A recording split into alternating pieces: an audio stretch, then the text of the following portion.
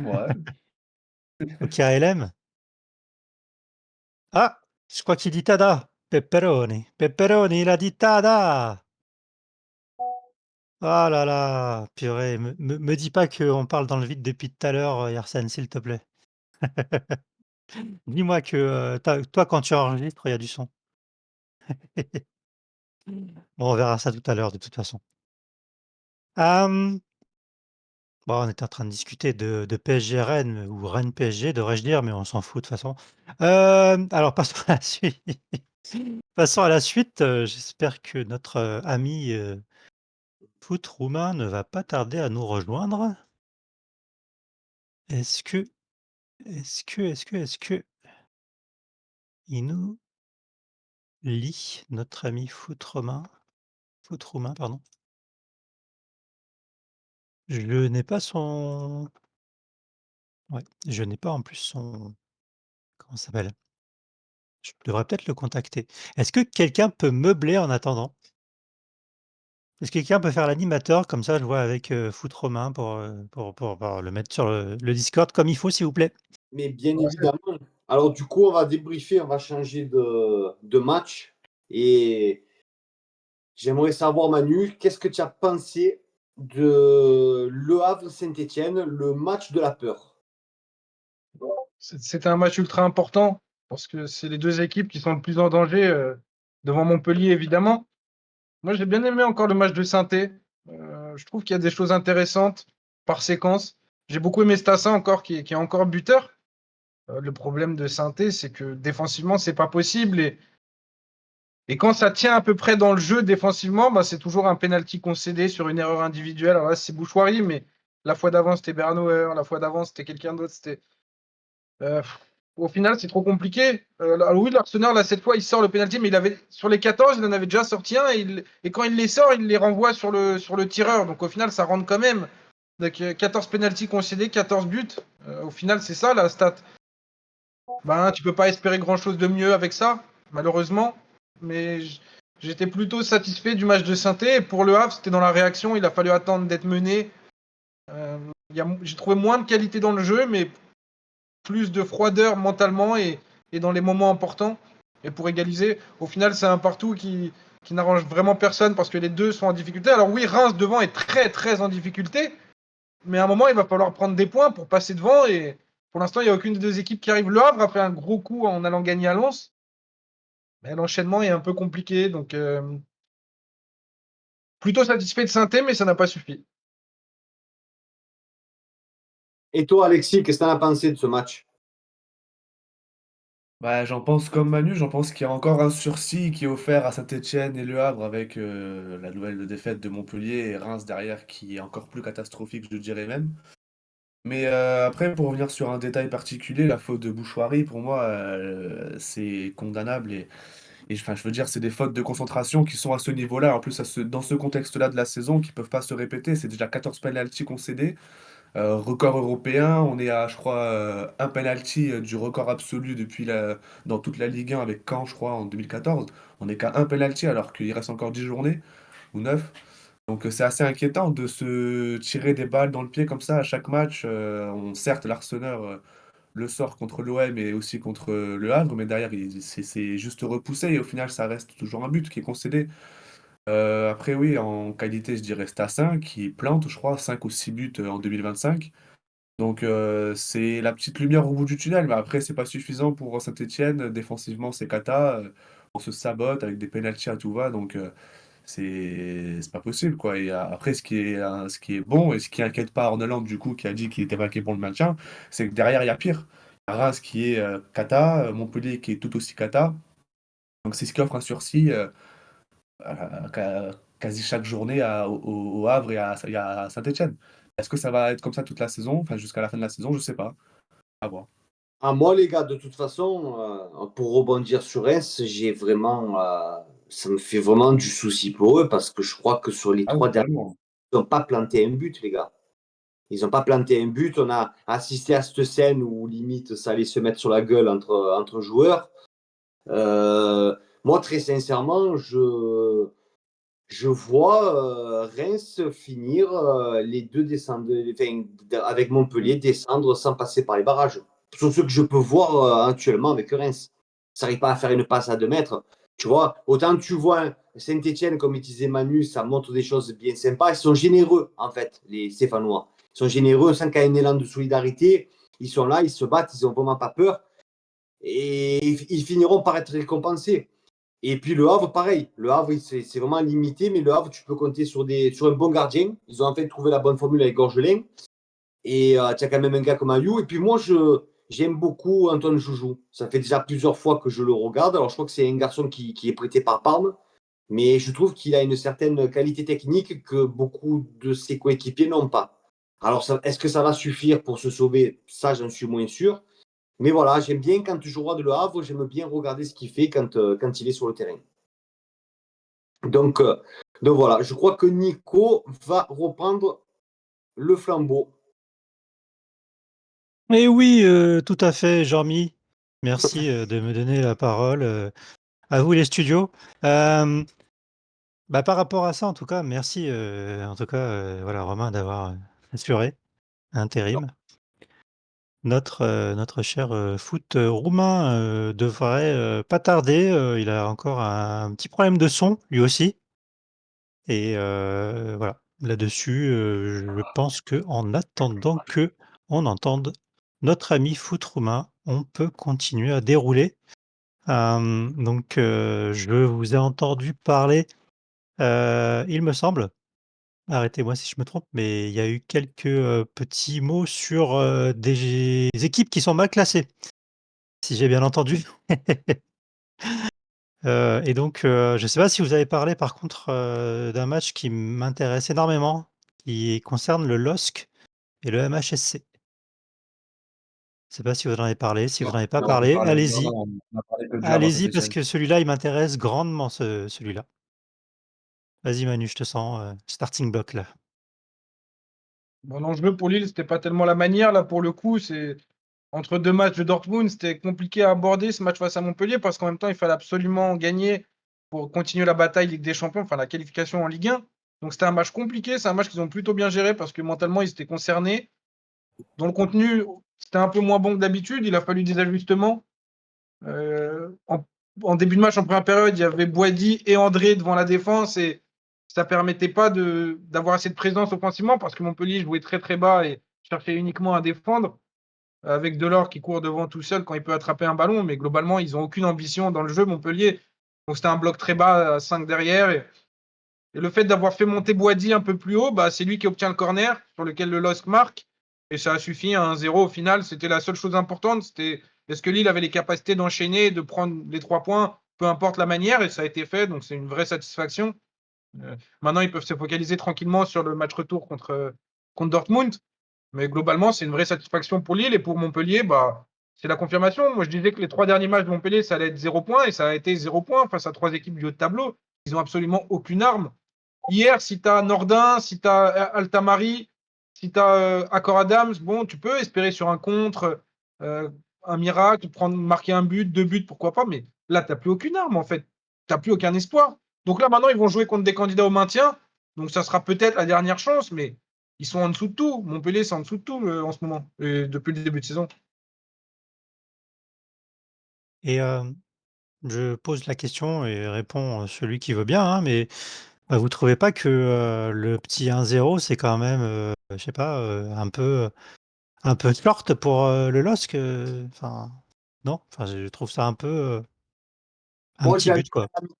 j'ai allumé à la mi-temps et je dois t'avouer que même le but, je trouvais qu'il était.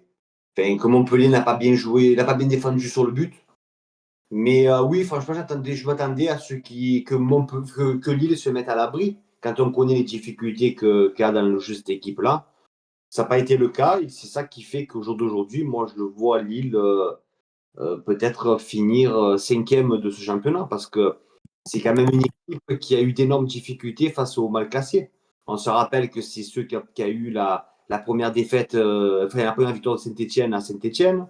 Il y a Le Havre, il y a 3 semaines, un mois, qui est venu s'imposer ici. Moi, très sincèrement, je voyais Montpellier faire le coup de l'égalisation à la dernière minute. Bon, ça n'a pas été le cas, tant mieux pour Lille, hein. Mais voilà, j'ai trouvé que je suis un peu resté sur ma faim. Ça maîtrise pas le sujet comme ça aurait dû le maîtriser. Il faut prendre en compte les deux matchs de Dortmund entre les deux, hein. Bien C'est sûr, compliqué. C'est compliqué parce bien que sûr. tu as tout à jouer sur le match retour et c'est obligé que tu penses à ça et que tu mettes pas l'intensité comme d'habitude. C'est normal, j'ai envie de dire. Bien sûr, mais putain, le championnat reste quand même, je pense, la priorité lilloise. S'ils avaient 15 points d'avance sur les poursuivants et étaient déjà dans les 4 premiers, on pourrait se dire ça va, mais tu sais que Lille, oui, Dortmund c'est important, mais enfin, moi j'aurais mis plus d'ingrédients sur le championnat que sur la Ligue des Champions. Ce n'est que mon humble avis. Après, et puis effectivement, oui, c'est sûr que tu as forcément la tête ailleurs, mais ils ont quand même un double effectif, Lille. Ils ont quand même un effectif bien fourni, ils ont quand même de la qualité sur le banc aussi. Donc, normalement, les mecs qui doivent être sur le terrain doivent être capables d'apporter. C'est ça que je suis resté, moi, un petit peu sur ma faim. C'est pas que tu as 11 titulaires type et derrière, tu n'as pas une qualité non plus qui te permet voilà, de prendre à peine les points. Alors, je suis d'accord avec toi. À défaut que certaines équipes ne l'ont pas fait ce week-end, ben, on aurait peut-être aimé qu'ils gagnent avec, peut-être avec la manière. Ça n'a pas été le cas. Ils font le service minimum qui leur donne les 3 points, et qui leur permet de se replacer et de récupérer des points perdus par Monaco le vendredi soir à Toulouse, Ouais, ouais, ouais, tout simplement. j'avoue. Est-ce Comptablement, que ils ont fait le taf. ah oui, ça, là-dessus, ça c'est juste que, c'est vrai que j'aurais pensé quand même que, Lille se mettrait à l'abri, en fait, C'est parce ça, que au moins bon, ça. ouais, tu vois? Mais après oui, si tu peux gagner 15-0, c'est déjà bien, hein, parce qu'il y en a qui l'ont pas fait. Bref, Alexis, tu veux rajouter quelque chose ou? Non, après, face à Montpellier, tu fais le strict, pardon, minimum, tu gagnes. Donc je pense que 1-0, c'est pas forcément, pour moi, quelque chose qu'il faut forcément remonter parce que Lille jouait, déjà ce match avec, je pense, Dortmund en tête et comme je viens de dire, quand tu joues Montpellier, tu peux te permettre d'avoir, je pense, la tête à des matchs plus relevés et comme Manu disait aussi, Montpellier sans des atouts offensifs qui sont capables de mettre en péril la défense adverse comme, Atamari, par exemple. C'est compliqué. Là, il y a rien, franchement, actuellement sur Montpellier. Delors qui fait des courses tout seul, ça a joué en défense et ce sera pareil, je pense, sur les prochains matchs quand Montpellier affrontera des gros. J'espère qu'il y aura quand même un certain état d'esprit changé pour les prochains matchs parce que là, ils vont quand même avoir un quatuor de matchs pour le maintien.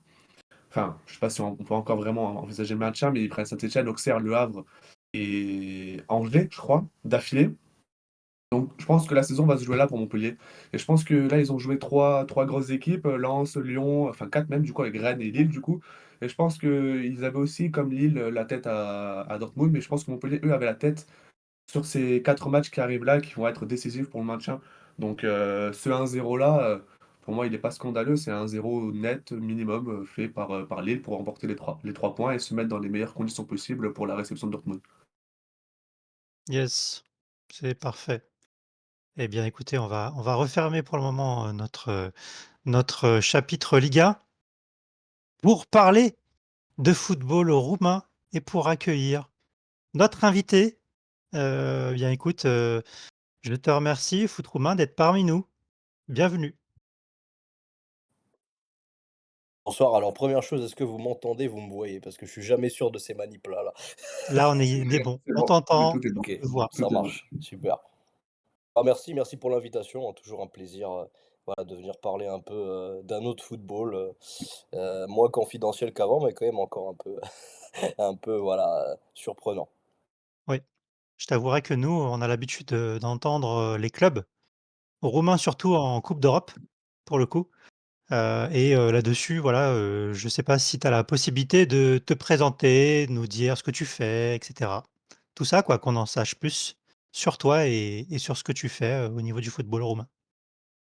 Ouais, alors moi je m'appelle Alex, je suis, journaliste SoFoot principalement. Après voilà, je collabore aussi avec des médias roumains.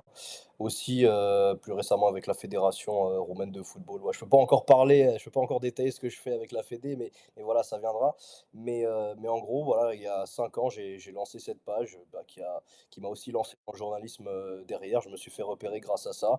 J'ai toujours voulu, en fait, mettre en avant, bah, à la fois le foot roumain, le sport roumain, la culture roumaine et c'est un peu un amas de tout ça parce que je parle pas que de foot, même si, voilà, forcément, ça reste la ligne directrice. Mais j'essaye vraiment surtout d'être un ambassadeur. Pour moi, c'est le plus important. Donc, c'est parler du foot roumain sous toutes ses coutures, évidemment, bonnes, moins bonnes, mais toujours drôles.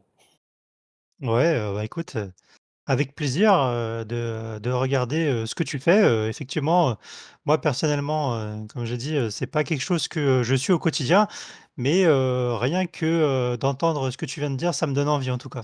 Donc voilà, je vais continuer à regarder, Tant mieux, ce que tant tu mieux. fais et Je bah recommande ouais. un petit match le lundi. Là, il y avait un Botoşan Slobozia, un match superbe, un 1-0.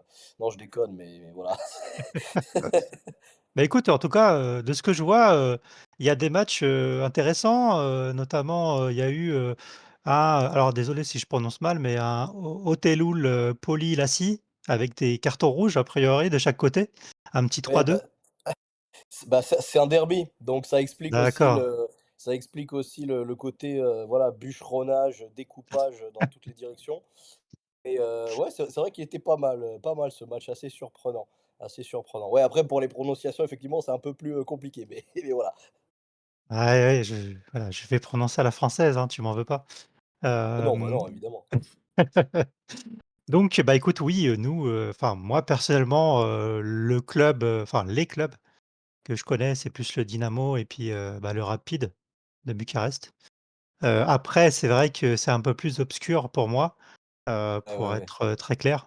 Mais, par rapport à ce que je vois déjà au niveau du classement, alors déjà, je viens de m'apercevoir que, bah, quand tu cliques sur le classement, il y a un classement qui s'appelle groupe championnat et un classement principal.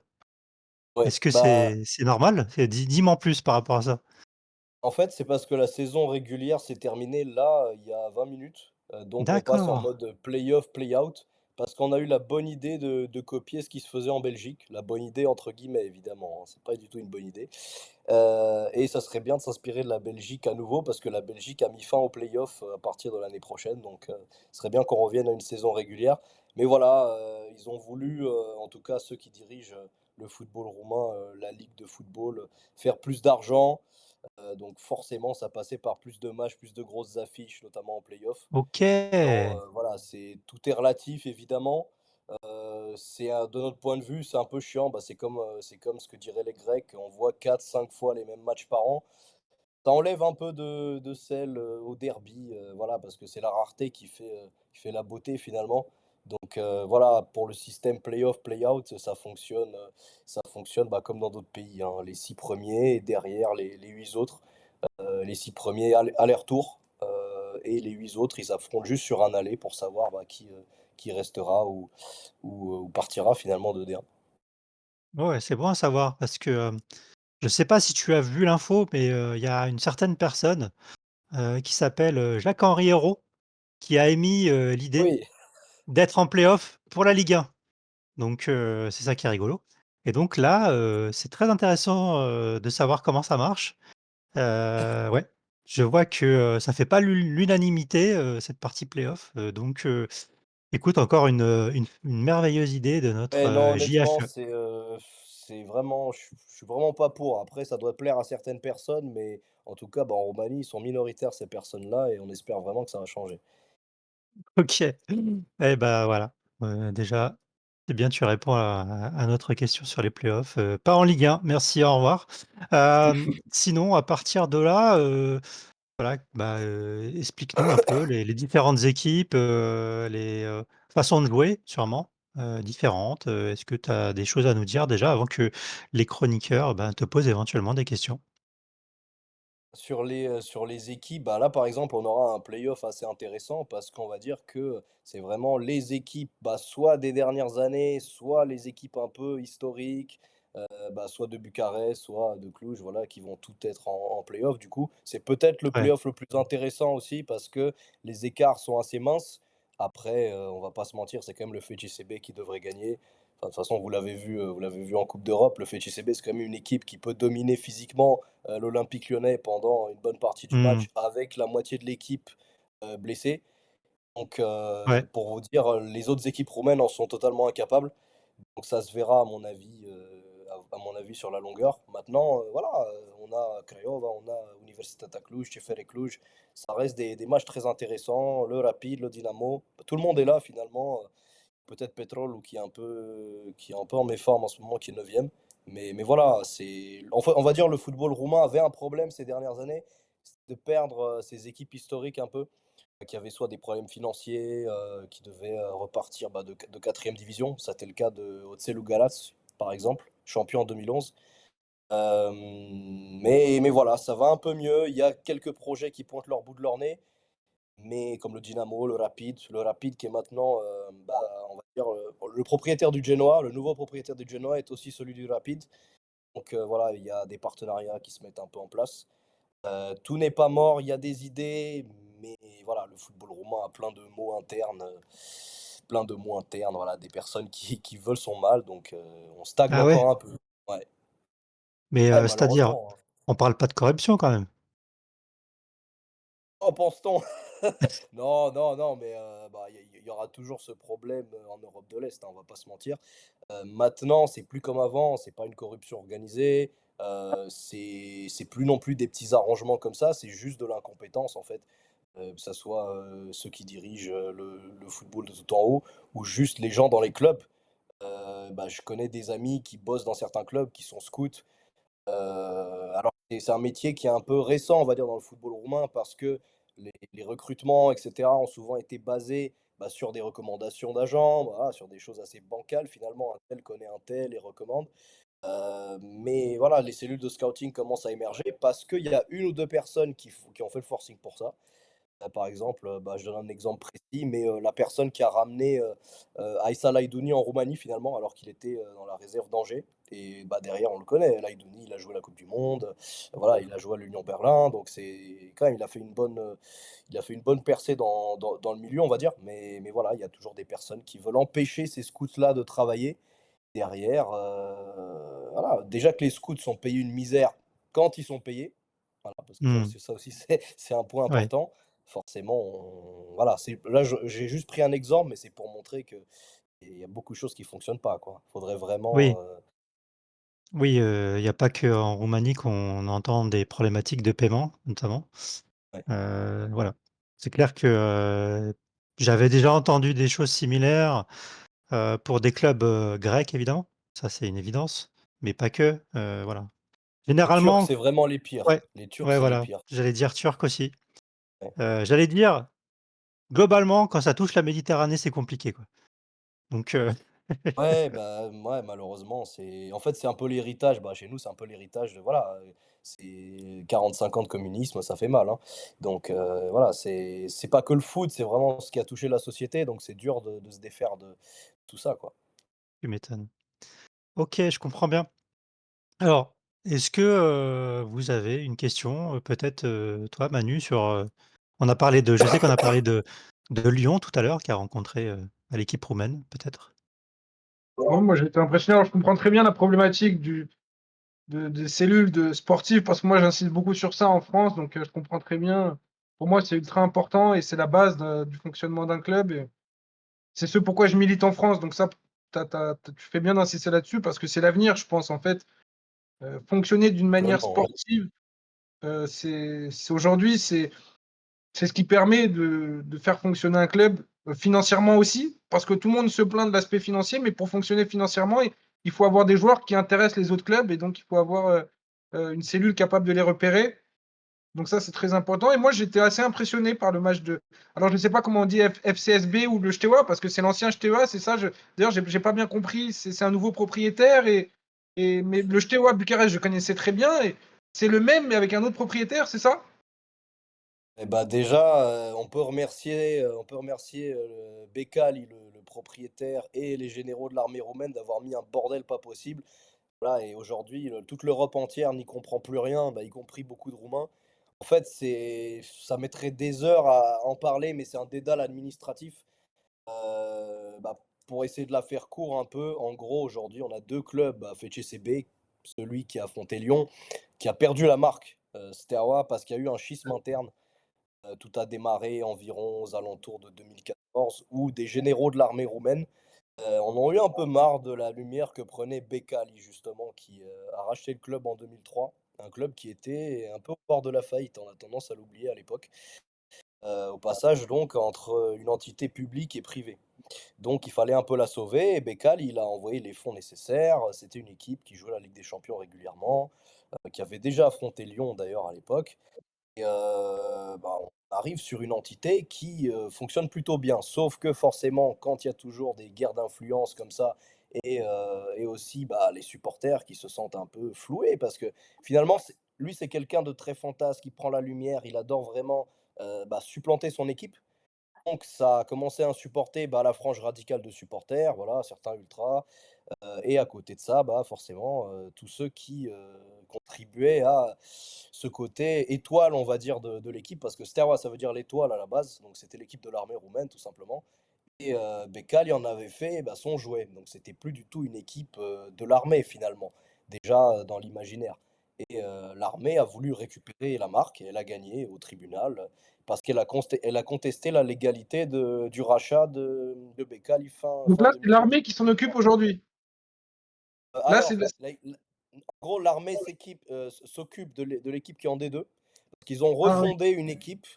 Ils ont refondé, non, pour être précis, ils ont réactivé la section foot du club Omnisport. Attention, là, c'est des termes pas possibles.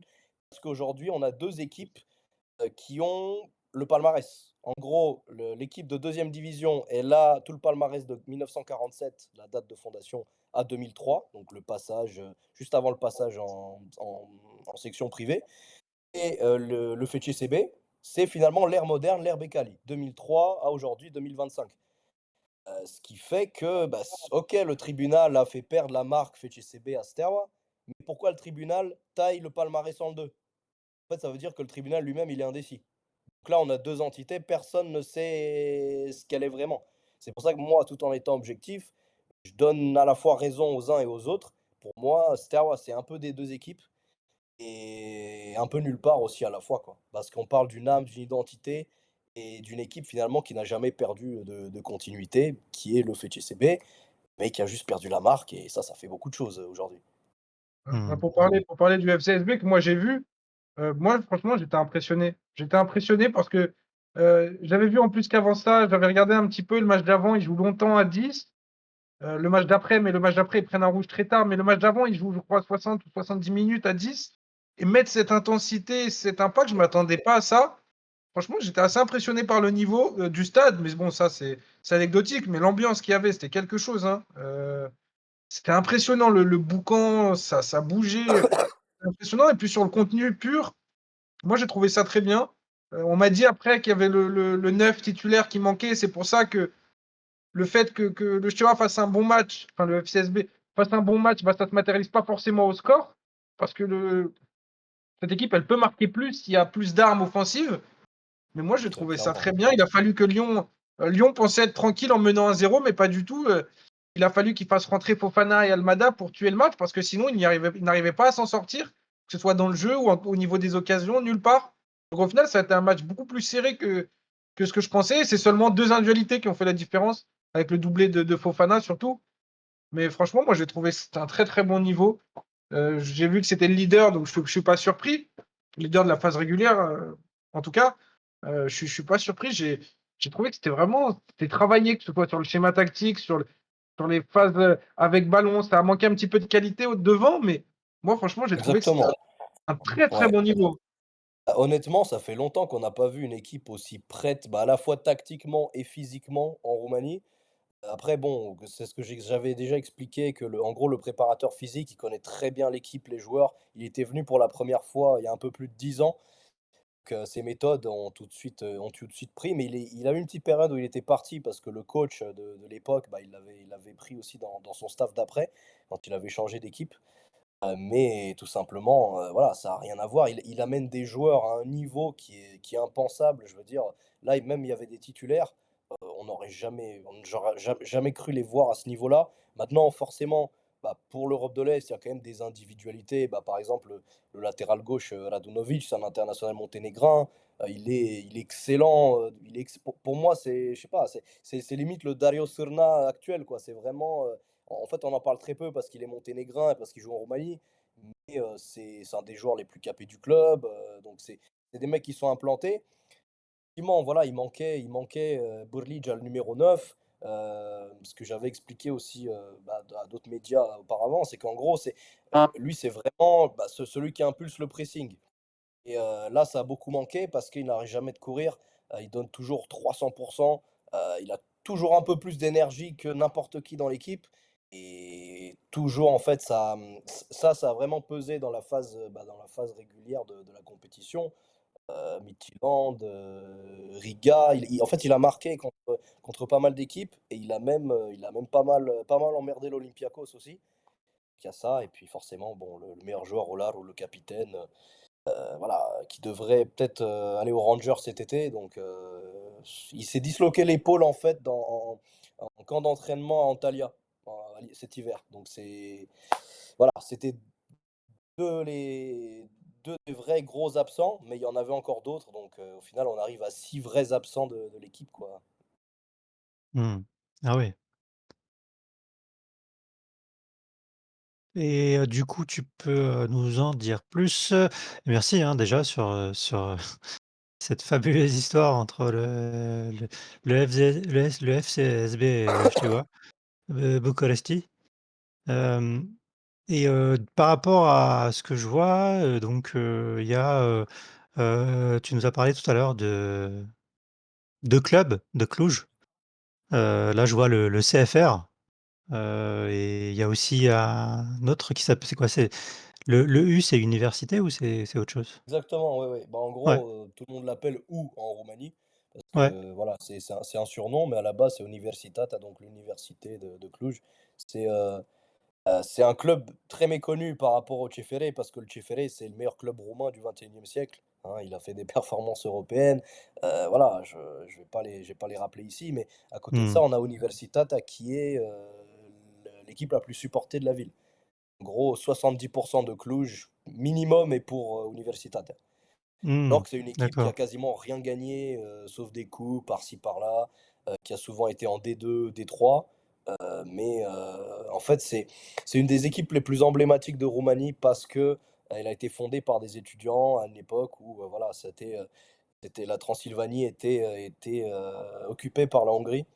Donc, Mmh. c'était clairement les maquisards roumains et les étudiants qui étaient totalement en révolte par rapport au pouvoir local. Et ça a subsisté à travers les âges finalement, et les supporters ont gardé un peu cette identité-là. Ils y sont très attachés, alors qu'au contraire, Tchefele n'a pas vraiment, même s'ils ont un siècle aussi d'existence, c'est un club, en fait, il y a une rivière qui sépare les 2 clubs dans la ville, et de l'autre côté, bon, c'est un peu moins foot.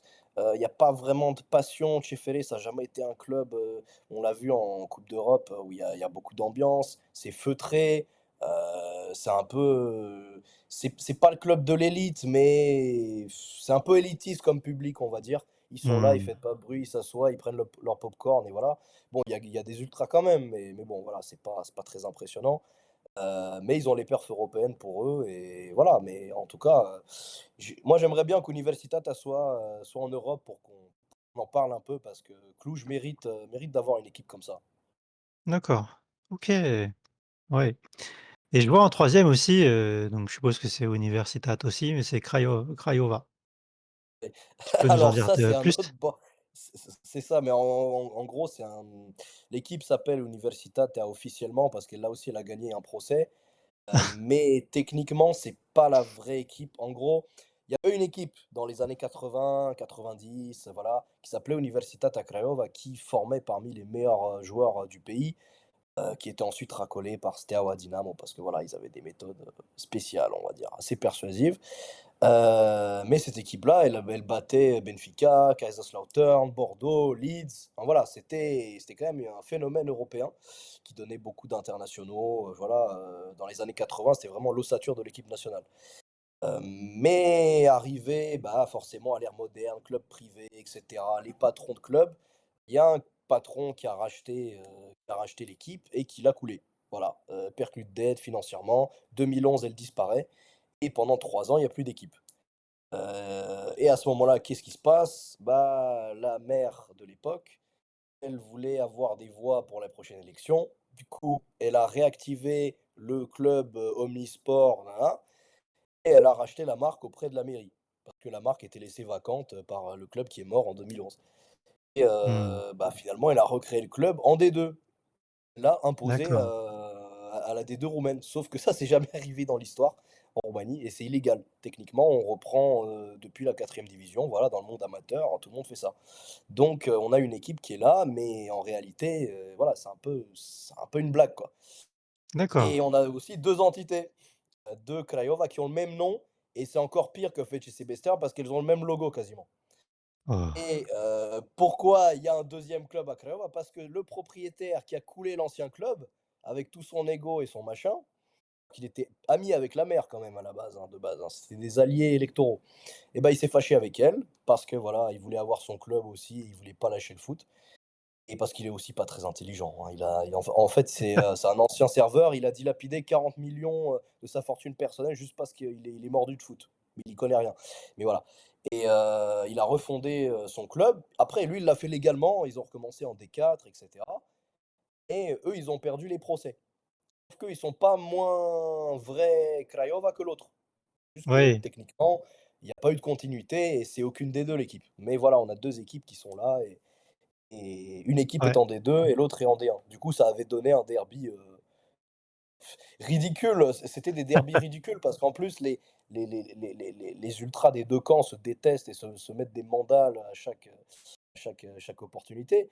Mais surtout, on avait au stade, bah, les 2 logos, sur les, les affiches, enfin, c'était le même logo en fait.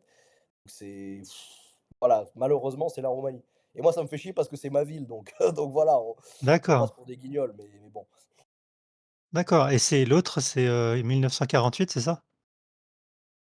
Oui, c'est ça, c'est Ouais, FCU Craiova, 1948 quoi. Parce c'est qu'ils ont ça, pas le ouais. droit de s'appeler Universitatea, eux, contrairement aux autres. D'accord, OK. Ouais et ben, purée, on en découvre des choses, hein, dans le Ouais! dans le Non, mais championnat roumain ouais, et tu en as d'autres des dossiers comme ça ou sous la main? ouais, il y en a d'autres, mais bon, Tu as pas envie d'en je parler? pense que là, c'est déjà pas mal. Tu m'étonnes. Incroyable, totalement incroyable et les gars, si vous avez des questions, n'hésitez pas à m'arrêter, hein, surtout, hein. Moi, je veux bien. Moi, je veux bien parce que la Roumanie était quand même une équipe qui a, je vais pas dire bercé mon enfance, mais que j'ai grandi un peu avec elle. Moi, j'étais un grand fan de Georges Hagi, le Maradona des Carpates. Donc, il a gagné la Ligue Europa avec Galatasaray. Mais j'étais surtout fan de l'équipe nationale. Et justement, ma question va aller sur l'équipe nationale. Il faut quand même savoir que le Steaua Bucarest, c'est le seul club roumain à avoir gagné la Ligue des Champions. C'était en 86 au tir au but, je crois. Et d'ailleurs, j'aurais une anecdote là-dessus. Donc, je ne sais pas si tu pourras m'y répondre parce que c'était un truc que j'ai parlé avec des collègues il y a peut-être quelques mois en arrière et ça tombe bien que. Mais on va parler plus de l'équipe nationale. Moi, l'équipe nationale de 94, je m'en rappelle avec des Stelea, des Raduciu, des Belodevici, avec des Georges Hadji qui avaient fait, je crois, quart de finaliste de cette Coupe du Monde, qui s'était fait sortir par la Suède, je crois, hein. Ça, ouais. Et vraiment une équipe de fous. Et bon, il y a eu un petit passage à vide, ben, je crois, à la retraite justement de Georges Hadji. Cette équipe-là est revenue dans les années 2008 avec Kivu et bien évidemment Moutou. Je ne sais pas si il n'y avait pas Raduciu d'ailleurs, Florine Raduciu, qui a joué à Monaco, Emmanuel. Je ne sais pas si tu t'en rappelles de ce joueur-là. Et il y a eu un passage à vide cette période-là. Et là, au dernier Euro, on a vu une équipe de Roumaine qui a été quand même valeureuse. Bon, qui, je crois qu'ils ne s'étaient pas qualifiés, s'était fait éliminer au premier tour. Mais quels sont les prochains. Est-ce que la Roumanie a envie de recréer, enfin, envie de travailler sur du long terme pour enfin avoir une équipe nationale roumaine comme ça a été le cas dans les années 90? Oui, oui, oui, bah, là franchement l'Euro a été porteur d'espoir, hein, on va pas se mentir. Nous déjà on a fêté la qualification comme, ouais, comme une victoire parce que en fait ça crée quand même un groupe.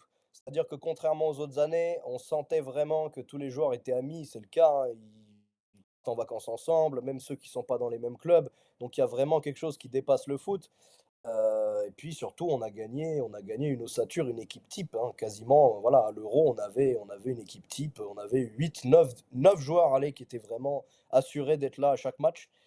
Ce qu'on n'a pas eu justement, bah, durant le passage à vide, justement, après 2008, on va dire entre 2008 et moi je vais dire 2018, parce que pour moi l'Euro 2016 ça compte pas. On fait un Ouais. gros match contre la France parce qu'ils y vont au cœur, au courage.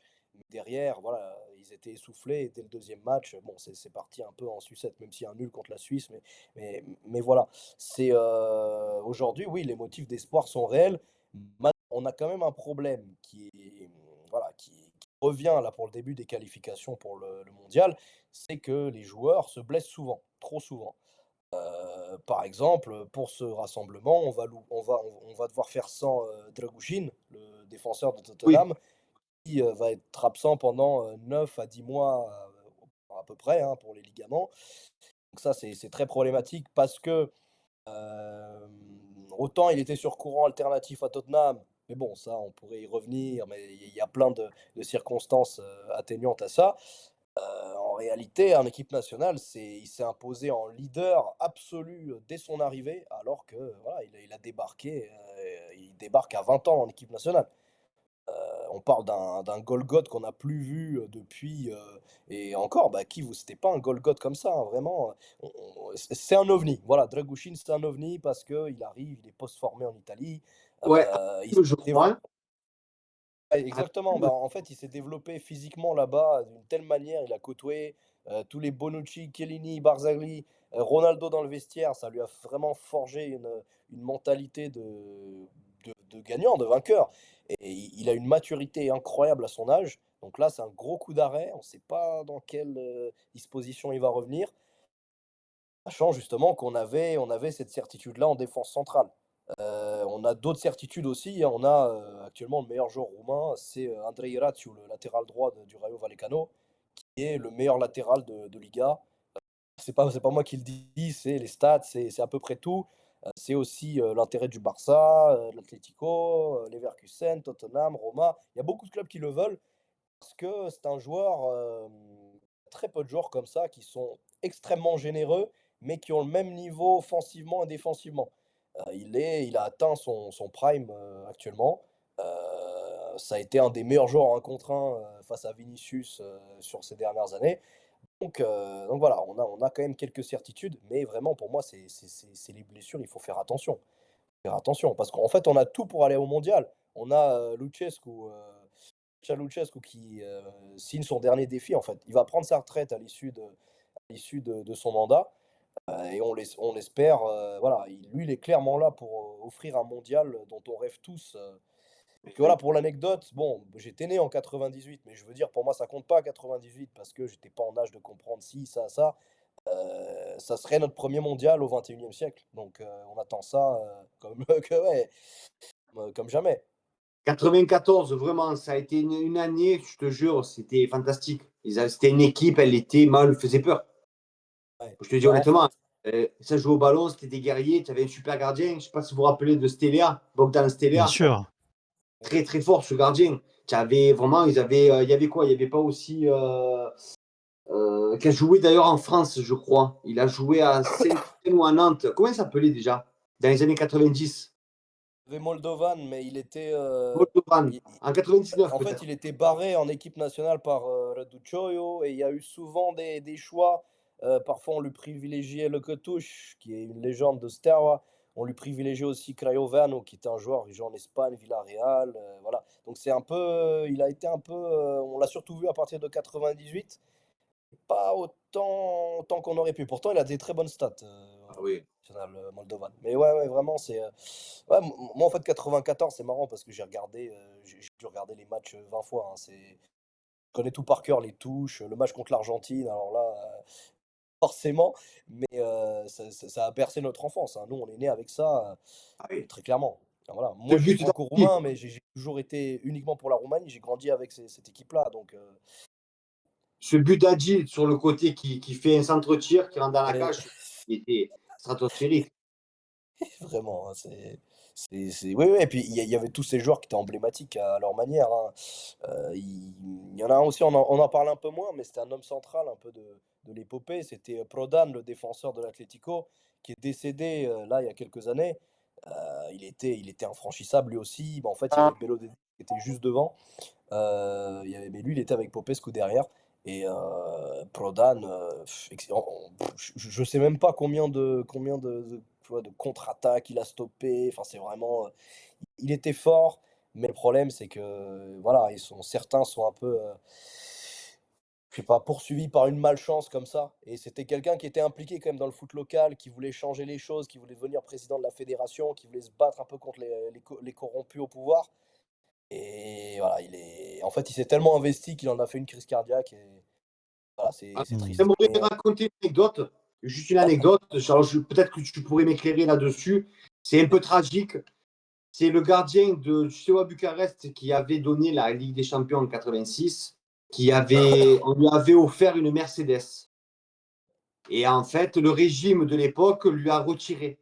Et lui voulait pas. Et en fait, c'est une histoire vraie, hein. Alors, peut-être que tu me diras la finalité. C'est qu'en fait, ce gardien-là, on l'a plus jamais revu parce que l'ancien régime lui a pété les doigts. Est-ce que c'est vrai? Est-ce que c'est faux? Est-ce que c'est une légende? Et on n'a plus jamais revu ce gardien-là, qui était monstrueux apparemment. en fait, l'histoire dit que seul lui et les mecs qui lui auraient pété les doigts savent vraiment ce qui s'est passé.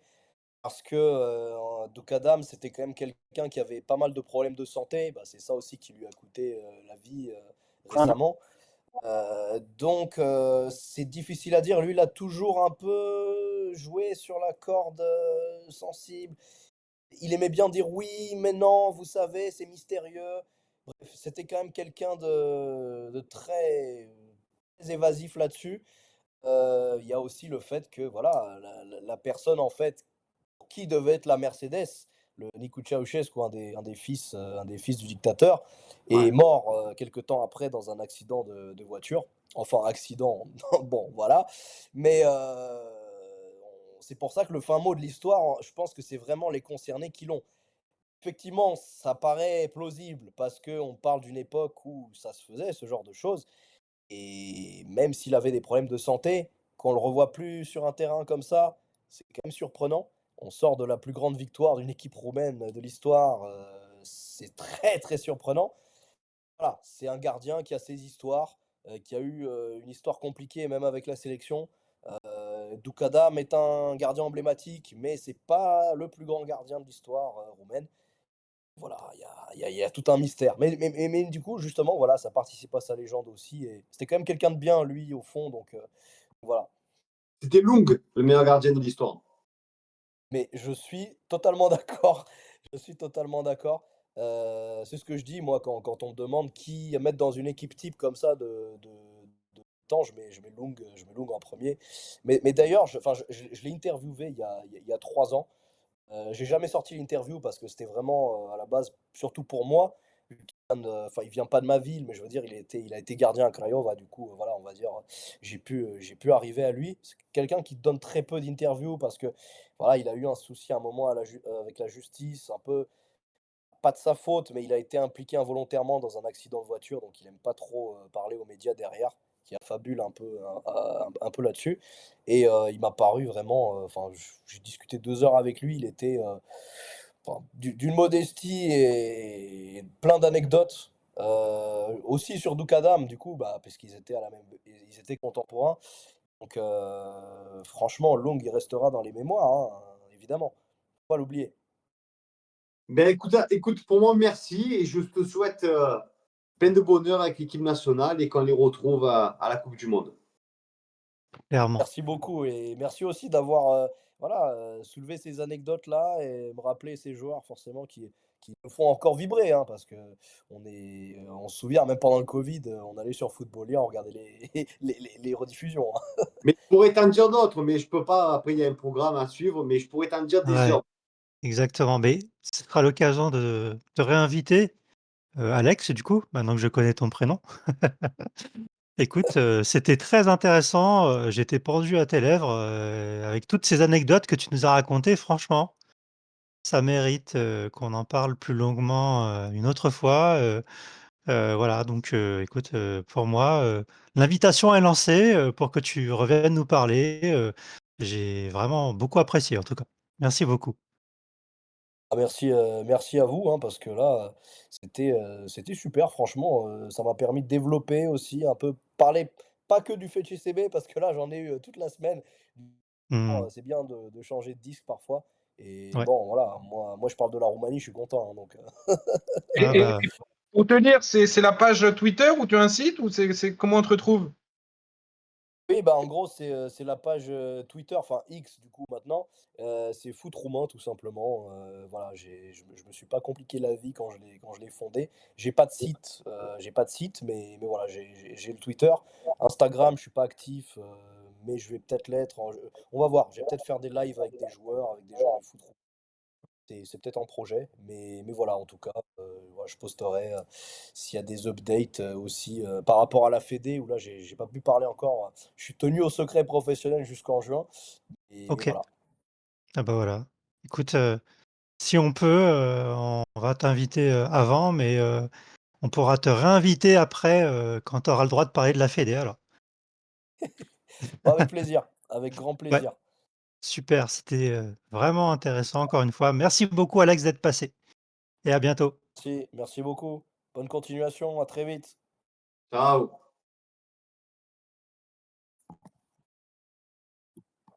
Les amis, il est plus très tôt. Je vous propose d'enchaîner directement sur la Liga parce que, on a, un petit Alexis qui a fait, l'effort de venir et ce serait dommage de se quitter, sans parler, au moins de la Liga.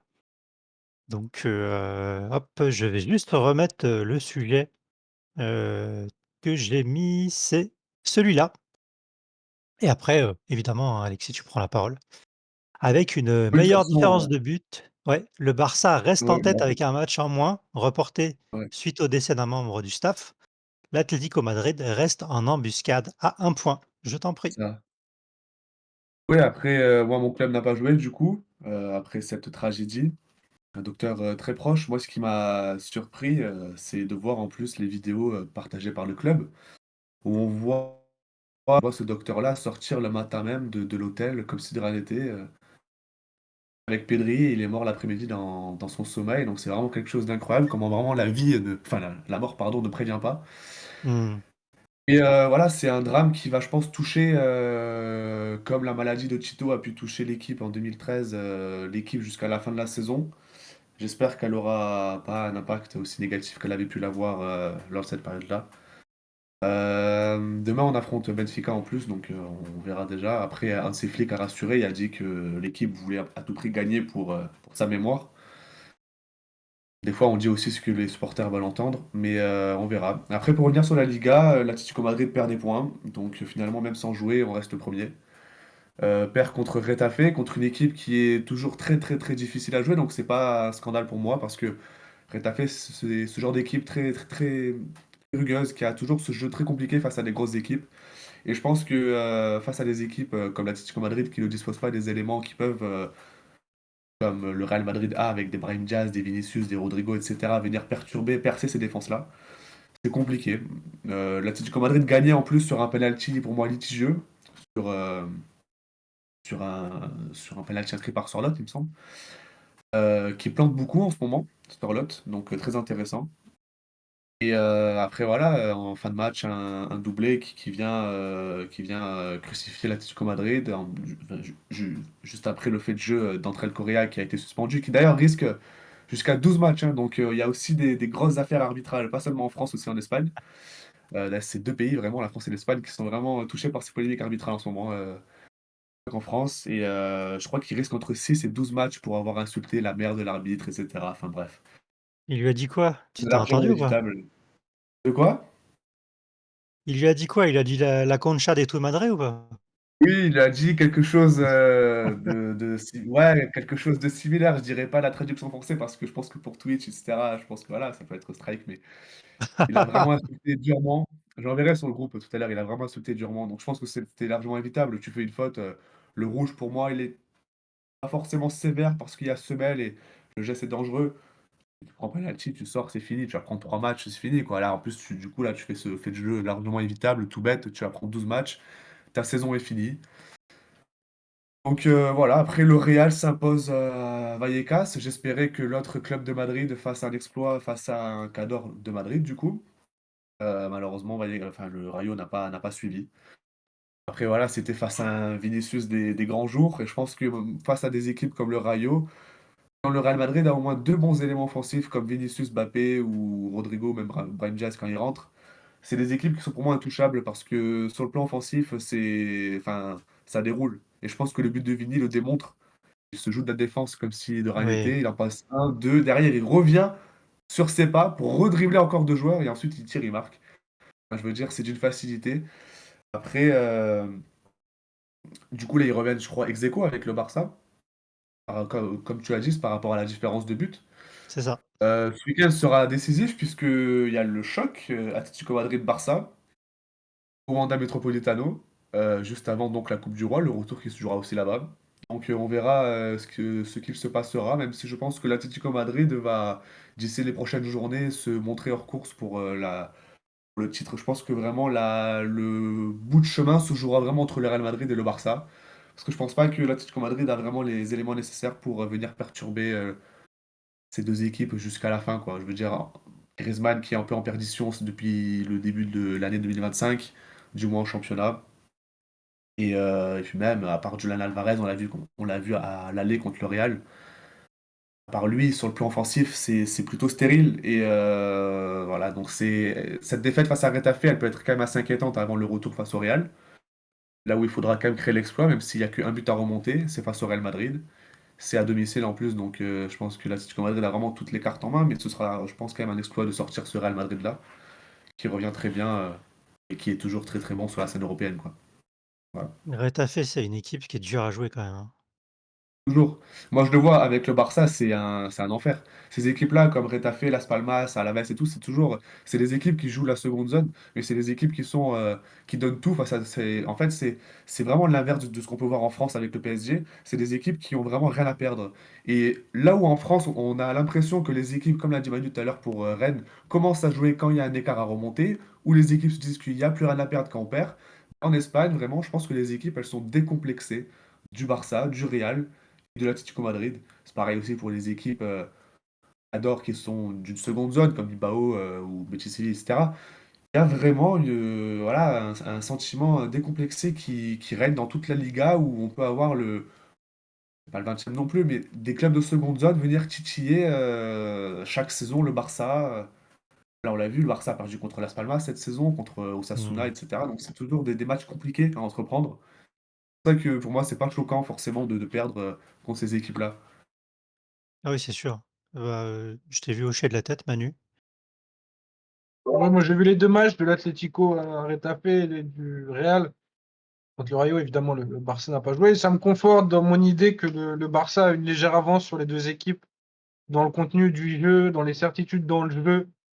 Franchement, j'étais assez dégoûté. J'entends que ça soit compliqué de jouer à Retafe, mais dès que l'Atlético doit utiliser le ballon, tu te demandes si on passe à la main parce qu'ils pensent que c'est du rugby. Enfin, à un moment, il faut arrêter de cette philosophie. Ok, elle est super quand tu joues contre le Real, quand tu joues contre Barcelone, parce que tu peux profiter d'espace en contre, tu peux fermer des espaces et restreindre les grosses équipes, mais dès que tu dis à l'Atlético Madrid d'utiliser le ballon et justement et d'être favori, ben c'est un massacre. Le penalty, il est ultra généreux, c'est jamais un penalty. Sinon, ils marquent pas, ils peuvent rester 3 jours, ils marquent pas. Et t'as des joueurs, c'est pas comme si le Rayo, au Bernabeu, ils ont marqué et ils sont pas loin de remarquer avec un effectif qui n'est pas celui de l'Atlético.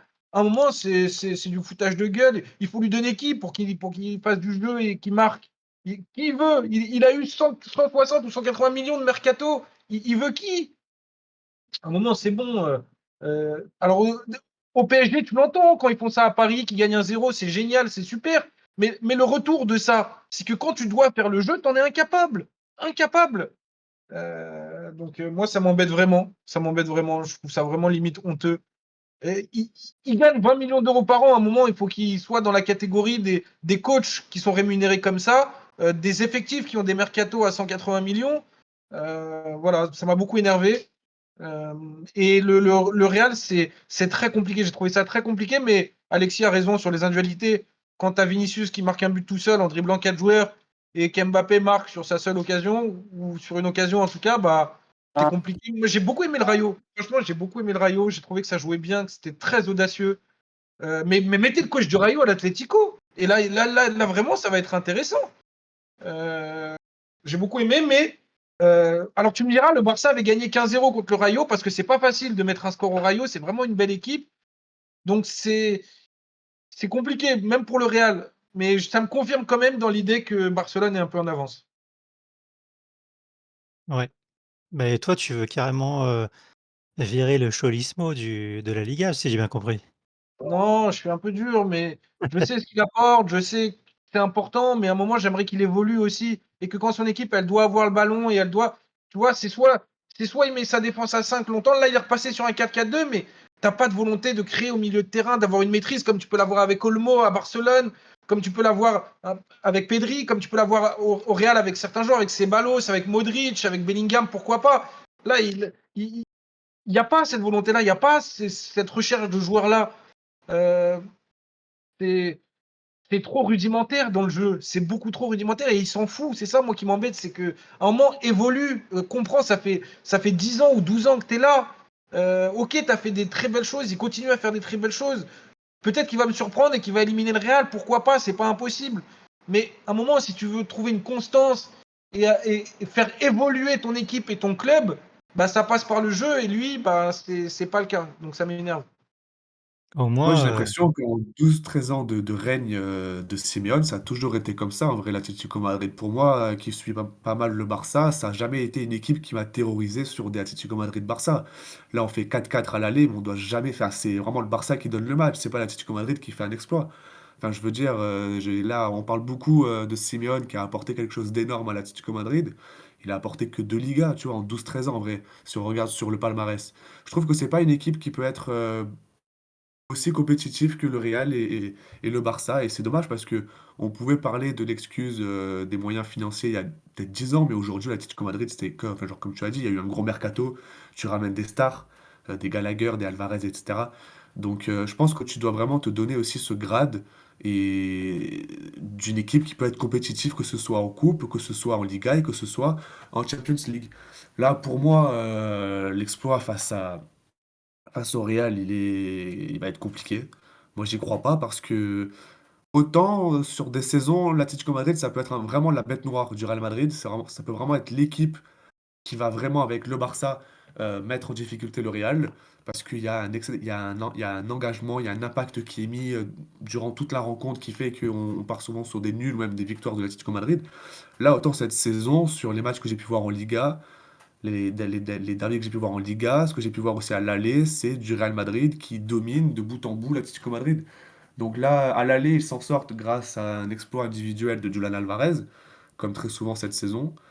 Je pense pas que ce sera suffisant quand il faudra, s'il faut encore, il va aligner Javi Galán face à Rodrigo ou Lino, enfin, des joueurs qui sont faibles défensivement, qui ne retiennent aucune leçon parce que bah, Rodrigo fait un truc à l'aller en Liga, il fait la même à l'aller en Champions League face à Galán. Enfin, je veux dire, et c'était pareil, Galán qui est titularisé face au Real alors qu'il se fait laver pendant 90 minutes face à Yamal en Coupe du Roi.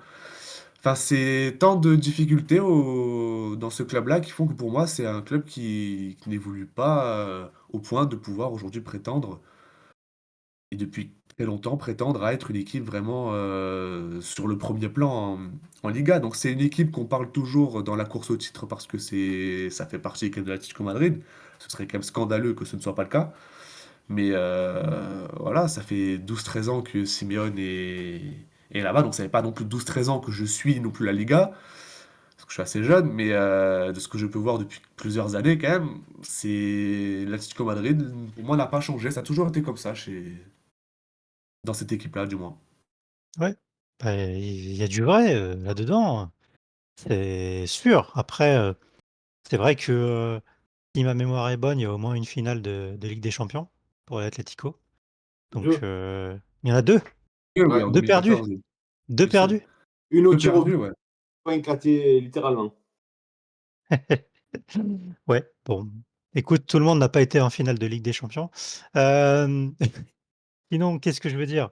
Heu, pour moi, je comprends, hein, je comprends que ce que vous dites, il faut changer, machin, le football, il a changé, certes, mais enfin, au moins avec Simeone, tu sais à quoi t'attendre et quand tu vas à l'Atlético Madrid, tu sais comment ça va jouer.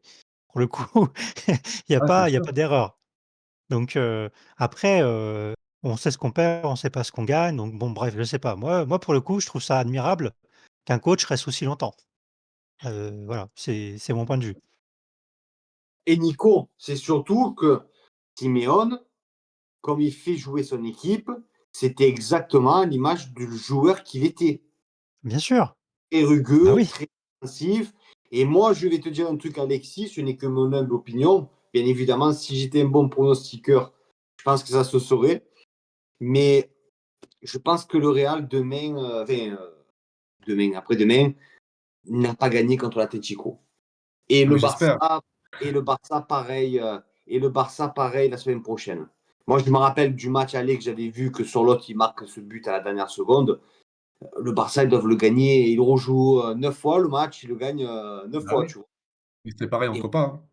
exactement. Donc, ben, je parle peut-être de celui de la Copa. Donc, pour moi, très sincèrement, l'Atlético, on aime ou on n'aime pas, hein. Moi, j'aime le football défensif. Je trouve que ça se perd. C'est un art. Jouer le football défensif, c'est un art. L'Atlético, ils savent le faire. Je suis pas un grand fanatique d'Atletico, mais ça me plaît bien. C'est pas un style qui me répile. Voilà. C'est vrai qu'on se fait chier de temps en temps, mais voilà. Moi, ce que j'aime bien, c'est quand l'équipe a du caractère, et c'est le cas. C'est une équipe qui a du caractère. C'est une équipe qui est capable de te mettre un but à la dernière seconde, de te tirer au tir au but et t'éliminer au tir au but, comme vous avez fait à l'Inter l'année dernière. Donc, moi, très sincèrement, attention le Real et attention le Barça cette semaine. et je vais terminer là-dessus de mon côté, mais c'est vrai que, moi, je suis, vraiment, admiratif, devant Oblak. Enfin, je veux dire, il est monstrueux ce gardien. Il est juste monstrueux, je le trouve tellement bon, quoi. Je pense que tu peux pas jouer, comme, Simeone veut jouer s'il a pas Oblak dans les buts, en C'est fait. sûr, c'est sûr. Donc voilà. Donc après, chacun aime, le foot comme il aime, hein, c'est un peu, McDonald's, tu rentres, comme tu es. Voilà, l'Atlético, on sait sur quoi, on tombe. Hem et puis c'est bien de voir, un peu, autre chose. Même si c'est défensif, même si machin, même si bidule. Je me souviens d'un match, en Ligue des Champions où, le Real Madrid a dû rencontrer une grosse équipe de City et ils n'ont pas, joué comme d'habitude. Voilà, donc c'est bien, aussi de voir autre chose, dans le football. Les amis, il nous reste, si je dis pas de bêtises, il nous reste moins de 10 minutes et je un dernier sujet à vous proposer, si vous le voulez bien. C'est Bien un sûr. sujet, sur lequel, vous allez, je pense, me dire plein de petites choses, notamment, je vais vous solliciter un par un, ce sera plus simple. On va parler de ce qui va se passer la semaine prochaine pour le PSG, le LOSC et l'OL et le premier qui va me dire ses pronos, c'est Manu. Ben, moi, je reste sur ce que j'avais dit sur les matchs allés. Pour l'instant, c'est plutôt ce qui s'est bien passé. Alors, moi, j'étais très confiant sur la qualif de l'OL. Je le suis toujours, évidemment. Ils ont gagné 3 au STEA en Roumanie. Donc, l'OL va se qualifier, sauf. Non, c'est pas possible. L'OL va se qualifier, sauf miracle, mais l'OL est quasiment sûr d'être qualifié. Ce sera le tour suivant qui sera intéressant parce que ce sera soit soit Real Sociedad, soit le Manchester United. Donc, mais ce tour-là, Lyon va le passer. Donc, qualif de Lyon. Euh, Lille, j'étais mitigé. Lille m'a fait belle impression. Donc, j'ai presque envie de trouver une qualif de Lille. Donc, pour être positif, je dirais qualif de Lille. Ça va être très serré, mais j'y crois. Donc, qualif de Lille. Et le PSG, j'y crois malheureusement moins. Le match aller est très bon, mais il est très bon avec une défaite. Et j'ai peur que ça suffise pas. Donc, qualif de Liverpool. Voilà. Mon Romain, je t'en prie.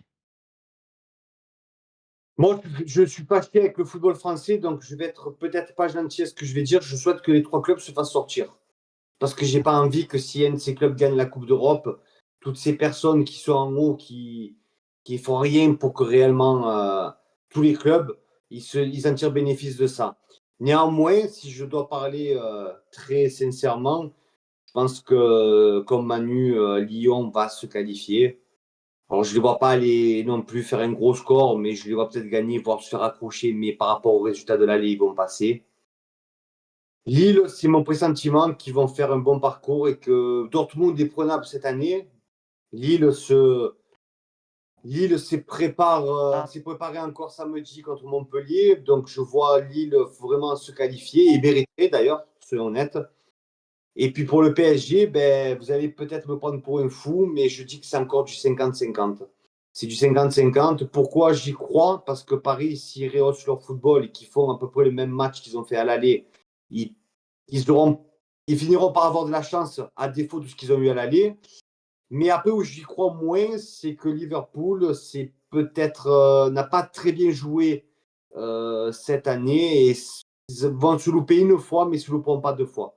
Donc voilà pourquoi je reste mitigé. Et puis après, vous savez, je ne vais pas mettre du sel sur la plaie d'Alexis, mais dans le football moderne, il suffit que tu aies Barcola qui prenne de vitesse un défenseur, et puis derrière, ça fait rouge et à 10 contre 11, et là, le match change totalement. Donc, il va y avoir des faits de jeu. Donc pour moi, c'est très 50-50. Je vais me prononcer. Je dis une qualification de Liverpool.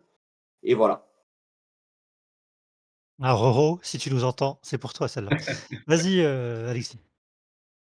Non, je suis, d'accord sur, Paris-Liverpool, entièrement d'accord avec Romain. Je suis mitigé pareil parce que je sais pas s'il faut tirer des conclusions de ce qu'on a pu voir à l'aller de la part de Liverpool ou si le visage va être, tout à fait métamorphosé même, je pense, à Anfield.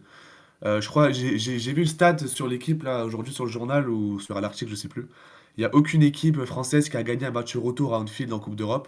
Tout à fait. Donc après ça, c'est des superstitions, pareil, c'est 7 défaites, je crois.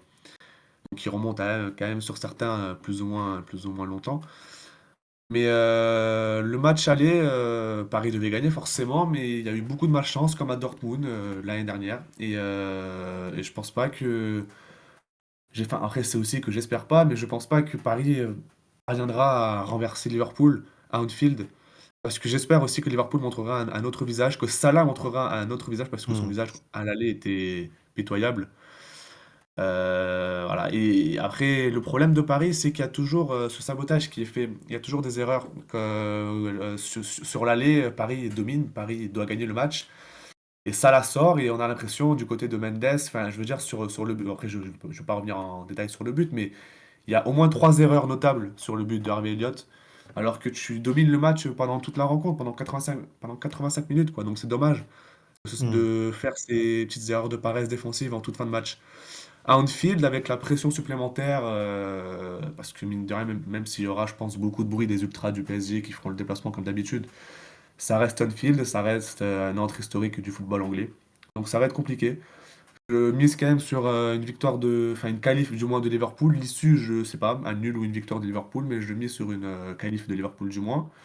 Après, Lyon va se qualifier forcément, puisque 3-1 à l'aller là-bas en Roumanie, c'était pas forcément mérité dans le jeu, parce que, comme on a dit avec le collègue tout à l'heure, là, le FCSB a proposé quelque chose de plutôt intéressant, mais Lyon a été plus réaliste, comme face à Nice d'ailleurs ce week-end. Donc c'est pour ça que je pense qu'ils vont encore gagner jeudi du coup contre le FCSB. Et pour Lille, Lille ça va être compliqué, mais je pense pareil une qualif de Lille parce que le Dortmund de Kovac est assez bien revenu en Bundes avec deux trois victoires je crois depuis que Kovac est là, mais il y a eu encore cette défaite contre Augsbourg il me semble. Je sais plus, arrêtez-moi si je Ah me c'est trompe. possible, hein. C'est possible.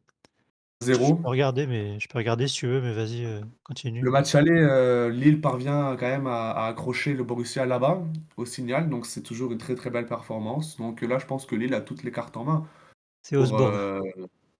c'est ça, ouais, pour s'offrir la qualif face au Borussia. Donc moi, je mise sur deux qualifs du coup françaises et l'élimination du PSG. Bon bah voilà. Moi, me posez pas la question, vous savez déjà ce que je vais répondre donc Non, justement, on veut savoir. bah, l'élimination du PSG et les 2 autres qui passent, quoi. Non, mais au-delà du troll de marseillais, je suis vraiment pas rassuré par, ce qu'a montré, Marquinhos, et encore une fois, voilà, on en discute avec Manu tout le temps, mais on connaît les forces de Paris, mais on connaît aussi les faiblesses et sur transition, bah, on sait que, ça joue de façon à ce que, bah, les 2 défenseurs centraux, ils doivent être impériaux, parce que, ça a du mal à revenir du côté des latéraux et c'est logique. Tu peux pas leur demander de faire des courses de 60 mètres, tous les 5 minutes non plus, donc bon, à un moment donné, il faut que tu choisisses, hein, c'est un équilibre. Un 0-0 ou un partout, tu aurais pu avoir la sécurité d'un Nuno Mendes qui joue dans l'axe, qui joue plus bas et sécuriser ta moitié de terrain. Mais là, tu perds un 0, donc tu vas être obligé de demander à Nuno Mendes d'animer plus haut. Et oui, tu t'exposes aussi. Donc, pour moi, c'est le match aller qui montre la limite fine du PSG face à ce qui se fait de mieux. Donc j'ai peur que ça suffise pas, mais ça se trouve, ça suffira. Et comme l'a dit Romain, surtout, s'il y a un carton rouge à la 15e minute, un penalty, il y a des faits de jeu et des situations qui échappent à tout contrôle et toute maîtrise de match. Donc bien sûr que ça peut arriver. Euh, mais Liverpool a pris une avance quand même à l'aller, c'est incontestable. Tout à fait. Ils étaient venus, chercher, ce qui voilà, ils ont obtenu, tout simplement, enfin, ils avaient un plan de jeu très clair parce que, voilà, on peut dire ce qu'on veut, ils ont gagné le rapport de force. Alisson, y est pour beaucoup, ça c'est une évidence.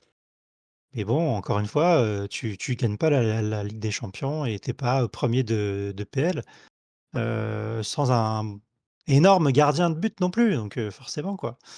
C'est important et malheureusement, c'est aussi ce sur quoi, bah, le PSG, a tendance à pêcher, c'est, ses réussites, côté défense.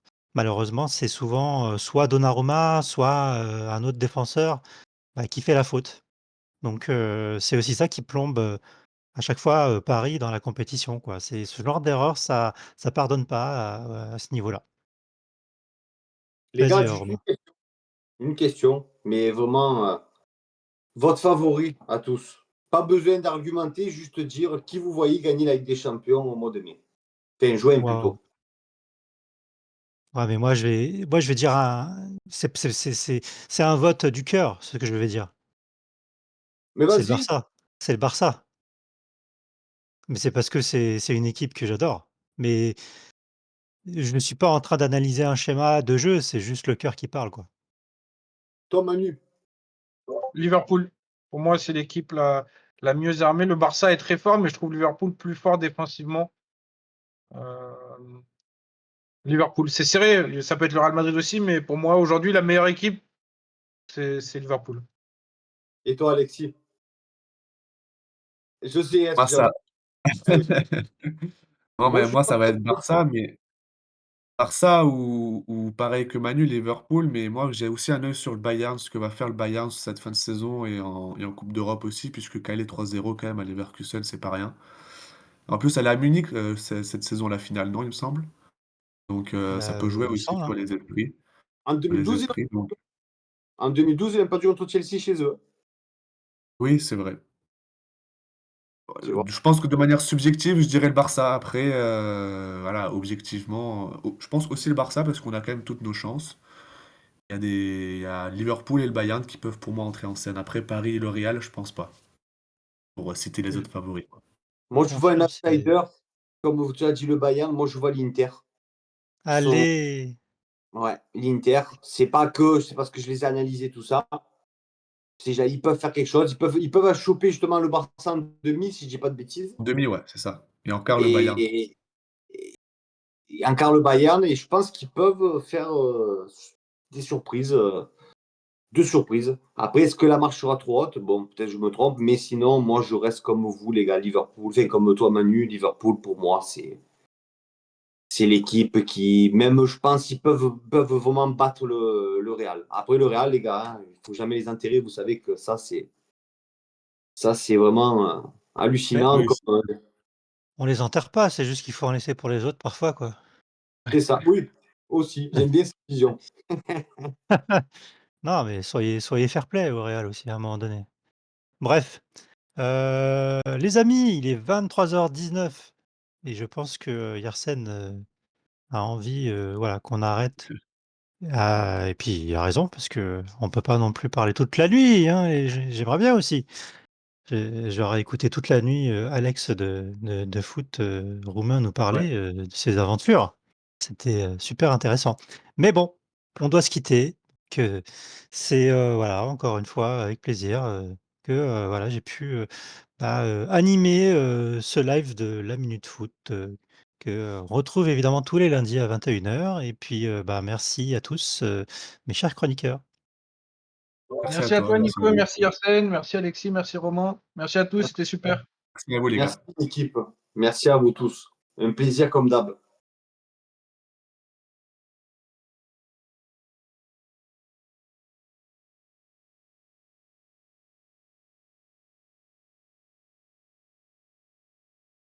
En fait, on va voir le Classico au cinéma avec, une partie de la team.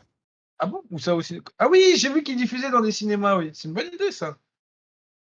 Ouais, exactement et c'est marrant parce qu'on on est revenu en live pour information. C'est trop fort. Venez avec nous, ah, ne me mettez pas des feintes, il dit Yersen. Ah, on laisse MDR. tranquille. Merci Arsène, merci beaucoup, merci à tous.